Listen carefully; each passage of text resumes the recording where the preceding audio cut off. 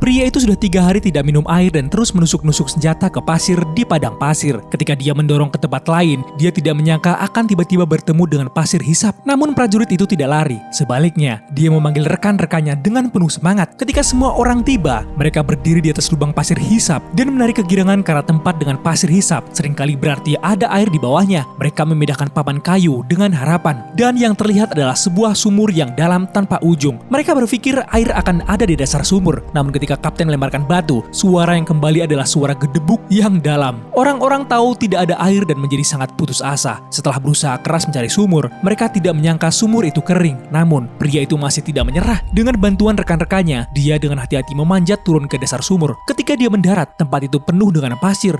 Dia langsung marah, dan tepat saat dia ingin kembali naik, dia meraba bagian dinding yang basah. Dia mengikuti dinding tersebut dan menemukan bahwa air menetes dari batu. Pria itu menjadi sangat bersemangat setelah akhirnya menemukan sebuah air, dan dia segera memberitahu rekan-rekannya di atas. Setelah mendengarnya, salah satu dari mereka mengeluarkan sebuah kotak besi dari kantongnya dan melemparkannya ke bawah tanpa ragu. Untuk menghindari pemborosan air, pria itu pertama-tama menuangkan ke tangan kanannya, lalu dengan kaki memindahkan kotak besi ke tempat yang bisa dijangkaunya, dan menuangkan air ke dalam kotak. Mengetahui kotak itu akan segera penuh, dia meminta rekan-rekannya untuk melemparkan lebih banyak air. Setelah mendapatkan wadah, dia menuangkan air dari kotak ke dalamnya dan hanya menjilat sisa air dari tangannya. Dalam waktu singkat, pria itu mengisi 2 wadah. Kemudian, dia memberitahu rekan-rekannya berkali-kali untuk berhati-hati karena air itu adalah tentang kehidupan seluruh tim. Dengan kapten yang menunggu, rekan-rekannya menarik tali dengan sangat hati-hati. Ketika kotak besi itu aman di tangan mereka, mereka merasa sedikit lebih tenang. Kapten tahu semua orang sangat kehausan, tetapi untuk memastikan semua bisa minum, dia memerintahkan agar setiap orang hanya mengambil 1 tegukan. Pada saat itu, para prajurit yang sudah berhari-hari tidak minum air tersenyum dengan kegembiraan. Air itu sulit didapat. Kemudian, dia memberikannya kepada rekan berikutnya agar semua orang bisa minum. Akhirnya, giliran kapten untuk minum. Air itu tidak banyak, tetapi cukup bagi mereka untuk bertahan hidup dari padang pasir. Dengan pasukan air itu, para prajurit menjadi penuh energi. Mereka berencana untuk mendapatkan lebih banyak air dan kemudian melanjutkan perjalanan. Namun, dari kejauhan, sebuah mobil lapis baja Jerman datang. Kapten segera memberi perintah